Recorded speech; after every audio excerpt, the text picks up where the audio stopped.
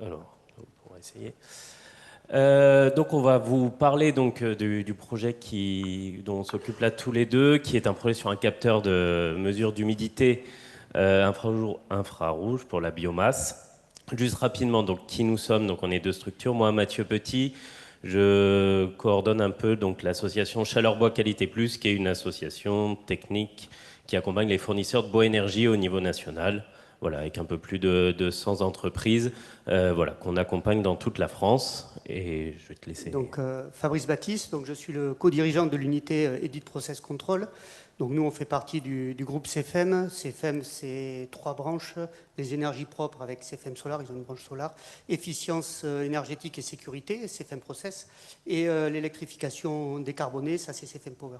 Donc Edit Process Control, nous on est basé à Léognan, à côté de Bordeaux, et on est spécialisé, donc nous on conçoit, on fabrique et on commercialise des appareils de mesure pour l'industrie.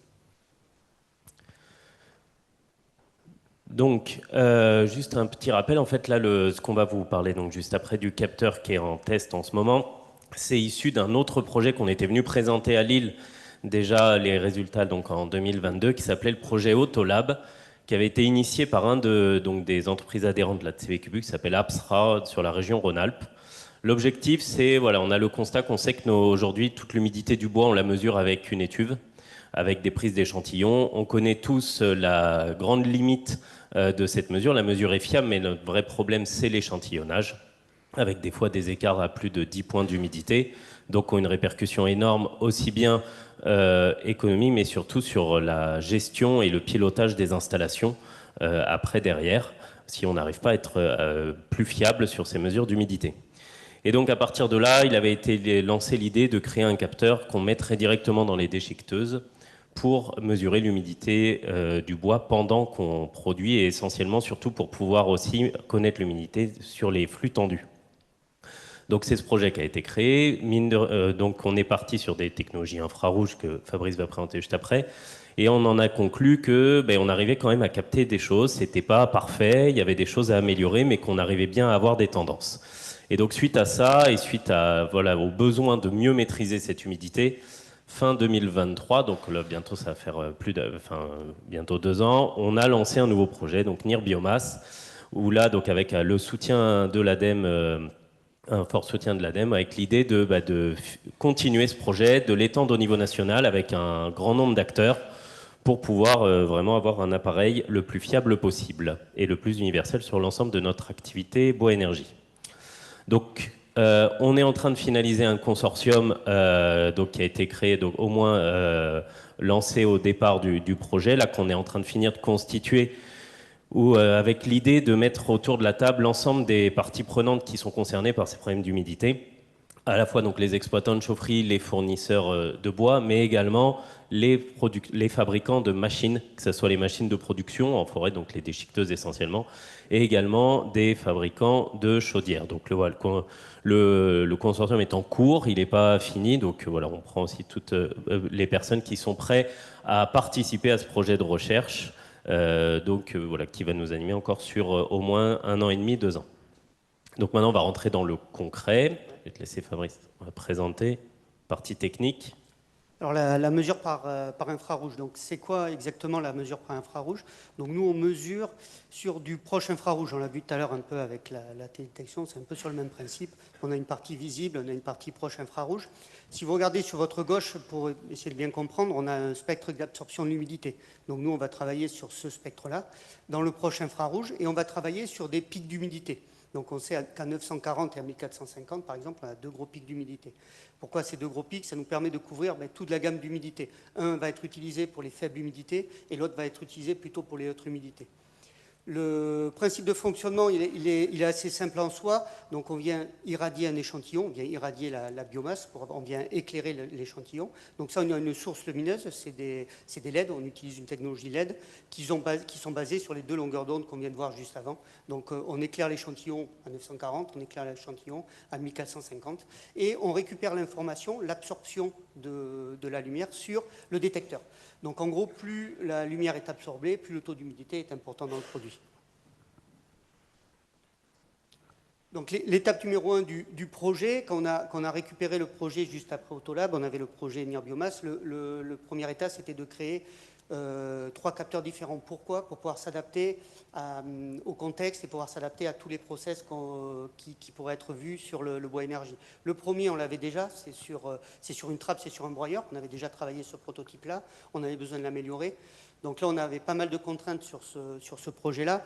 L'encombrement, donc il nous fallait un modèle assez compact. Normalement, les modèles du marché étaient beaucoup plus conséquents et beaucoup plus importants. Donc là, on avait besoin d'avoir un modèle très compact. Il fallait travailler sur les vibrations. Il y avait beaucoup de vibrations au niveau du bras. Donc on ne pouvait pas utiliser tout ce qui était lampe halogène, tout ce qui pouvait être sensible aux vibrations. Donc c'est pour ça qu'on utilise aujourd'hui des LED. Les conditions environnementales, on est dehors, on est en extérieur, il y a de la pluie, il y a du soleil, il y a parfois la neige, on l'a vu aussi. Donc voilà, donc il fallait qu'on s'adapte à ça, qu'on ait des produits vraiment étanches et qui résistent à la température. Et l'encrassement de la fenêtre de mesure, c'est à l'intérieur du bras du broyeur. Donc là, il y a énormément de déchets qui peuvent se déposer sur la vitre à l'endroit où on veut mesurer. Donc on a beaucoup travaillé sur tout ce qui est soufflage.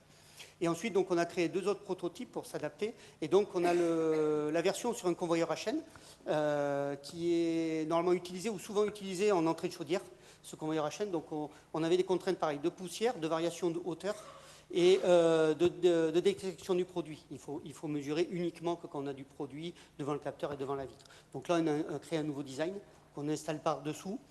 On vient mesurer, on ne le voit pas très bien là sur la photo, mais on vient mesurer à travers une vitre. Donc on peut traverser un verre, on va traverser une vitre, et on vient s'installer sous le convoyeur. Et on vient mesurer uniquement. Donc le produit est complètement étanche, donc on s'est passé de tous les problèmes qu'on peut avoir avec la poussière, donc on n'a plus de souci de poussière.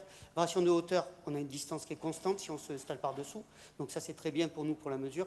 Et ensuite, en détection de paquet, on a une détection automatique de la présence du produit. Donc en gros, quand on n'a pas de produit, on ne mesure pas. Dès qu'on a un paquet de produits qui passe sous le capteur, on vient mesurer. Et ensuite, on a créé une version aussi tapis pour mesurer par le dessus cette fois-ci. Donc pareil, exactement les mêmes contraintes, la variation de hauteur, la poussière et la détection de produits. Donc on est sur les mêmes bases. Sur la version tapis, donc on a intégré sur le côté du capteur une entrée d'air pour venir souffler directement dans le tube et éviter à la poussière de remonter dans le capteur. Les variations de hauteur, on l'a traité un petit peu informatiquement, et pareil, la détection des paquets pour détecter et mesurer uniquement que quand la hauteur est cohérente, quand on a assez de produits pour pouvoir mesurer. Donc ça, on l'a géré informatiquement ou électroniquement. Et ensuite, voilà, les détections et les variations de hauteur et les détections des paquets. Voilà, on arrête la mesure quand il n'y a plus de produits devant le capteur. Voilà. Le but donc, du projet NIR Biomasse, c'était d'améliorer et de normaliser. Donc, améliorer, on avait un gros travail à faire, et on a eu un gros travail à faire sur la chaîne de mesure existante. Il a fallu optimiser pas mal de paramètres. Donc, voilà, c'est des paramètres assez techniques. On a optimisé donc, la surface d'éclairage. Il a fallu positionner les LED différemment. On a analysé la surface d'éclairage et la surface de mesure. Il a bien fallu les positionner pour avoir une surface optimisée et éclairée de la bonne façon sur tout l'échantillon. Voilà. Optimisation du flux lumineux. On a optimisé aussi la puissance des LED d'éclairage pour éclairer exactement à la même puissance et pas avoir de LED qui viendraient perturber d'autres LED pour la mesure. Et on a agrandi aussi la zone de mesure. Donc on a intégré une lentille, juste une focalisation, pour permettre d'aller chercher et de remonter l'information et l'absorption de lumière directement et au plus près de notre capteur. Donc ça, c'est une lentille de réglage. Ensuite, on a travaillé aussi sur les compensations et les variations de hauteur. Donc, on avait un produit à la fin du prototype qui était très sensible aux variations de hauteur. Donc là, on a pu modifier un petit peu les données pour pouvoir compenser cette variation de hauteur et être moins sensible aux variations de hauteur. On a étudié l'influence de la température, donc ça c'était important. On a des variations de mesure qui peuvent être dues aux variations de température. Donc c'est pas, on ne compense pas par rapport à la température extérieure, on compense en interne, nous, sur notre propre capteur. Donc on a ajouté un capteur de température sur l'électronique qui nous permet de réguler en température et d'avoir une mesure stable, quelle que soit la température extérieure. Et ensuite, donc, on a fait des adaptations pour améliorer, on l'a vu tout à l'heure, donc on a créé un design pour le convoyeur à chaîne et à bande, et ensuite on a un nouveau design mécanique pour positionner les LED. Donc ça, c'est interne à l'appareil. Et ensuite, dans le projet, donc, on a normalisé aussi. Donc normaliser, ça veut dire quoi exactement normaliser? Donc nous, on cherche à avoir une calibration unique pour tous les capteurs. Donc on aurait une seule calibration qui c'est valable pour tous les capteurs, qu'on soit sur un broyeur, qu'on soit sur un convoyeur à chaîne, un convoyeur à bande, ou même plusieurs autres applications. Ça pourrait aussi fonctionner sur des vis sans fin, des choses comme ça. Mais on aura un seul capteur qui aura la même réponse et qui aura une calibration unique. Donc là, on l'a vu déjà tout à l'heure, on a piloté les LED pour être vraiment uniforme sur le produit. On a testé l'éclairage des LED, ça c'est important aussi de voir où, avec un spectromètre, on a analysé sur la surface, voir où on éclairait exactement et comment on pouvait récupérer un maximum d'absorption de lumière. Compensation des réponses entre les composants IR, ça c'est des composants infrarouges du commerce. Et donc on ne fabrique pas, c'est des composants qu'on achète et qui sont censés normalement être avec le même signal, mais on a constaté des différences. Donc là, il a fallu uniformiser l'ensemble des capteurs et avoir la même réponse sur tous les composants IR qu'on utilisait, sur tous nos détecteurs, quoi. Et ensuite, on a testé, on a validé un matériau de référence. C'est-à-dire c'est un matériau, on connaît son taux d'absorption, et avec ce matériau-là de référence, on va pouvoir adapter toutes les calibrations. Donc un capteur qui sortira de chez nous, il aura exactement le même taux d'absorption, et on pourra le valider sur tous les projets, sur tous les types de biomasse. Fabrice, attention au timing. Oui. Donc là, maintenant, une fois que ça a été fabriqué, donc l'originalité, en fait, surtout, nous, c'était d'avoir un capteur où on peut aller sur toutes nos biomasses. Parce qu'aujourd'hui, les capteurs de mesure d'humidité, ça existe hein, pour la poussière de bois, enfin pour la fine, pour des produits très homogènes ou des plages d'humidité réduites. Donc là, pendant un an, il y a eu une calibration qui était dédiée au bois énergie. Vous voyez, voilà, sur une courbe avec un peu plus de 200 points, qui est au travers voilà, du laboratoire. Le type de produit, vous avez des extraits d'images. Sur l'écran, et c'est ce qui nous a permis de créer donc la calibration vraiment dédiée à nos produits et en prenant en compte cette hétérogénéité et de granulométrie, de couleurs, de formes et autres de la plaquette et des gisements. Maintenant, l'appareil donc est en train d'être testé. Il y a les premiers tests qui ont démarré sur les déchiqueteux et surtout là voilà ce que vous voyez, c'est l'écart qu'on a entre l'étuve et les mesures à l'étuve et des mesures du capteur.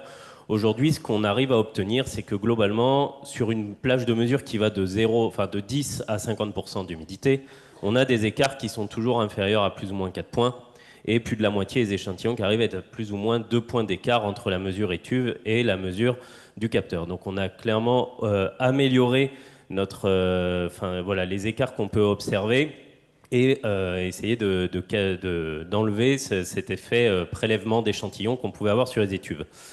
L'autre point qui n'était pas forcément gagné et qui est une bonne surprise, c'est qu'on arrive à le faire sur quasiment tous les gisements du bois énergie qu'on utilise aujourd'hui dans les chaufferies ou qu'on est en train d'utiliser, dont le bois B.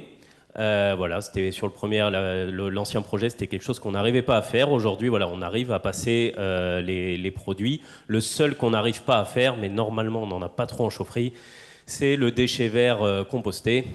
Donc encore avec un peu de fraction ligneuse dedans, mais pas la fraction ligneuse avant compostage, celle qui est très bien compostée.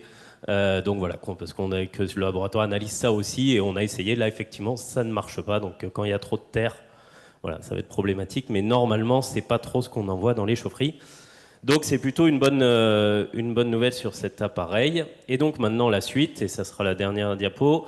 Là, cette fin d'année, donc il nous reste quand même à terminer les 2 calibrations sur les convoyeurs et les tapis pour s'assurer qu'on arrive à obtenir la même. En fait, c'est pas changer, mais c'est réussir à obtenir la même que celle sur le broyeur. Le broyeur, on a déjà des tests là qui sont lancés sur un premier avec un des fournisseurs pour vérifier comment il répond et comment il enregistre la mesure et être capable de donner une mesure moyenne.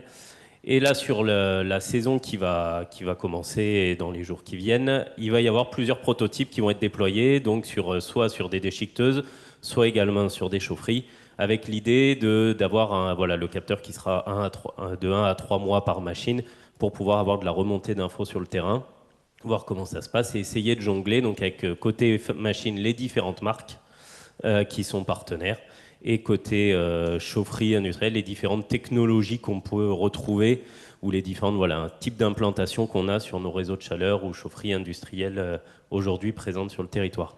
Donc c'est en train la liste va de se définir là d'ici la fin de l'année. Puis après, on espère que suite à ça, on pourra enfin terminer ce projet et donc passer après sur une phase de commercialisation. Voilà. Merci à tous les deux.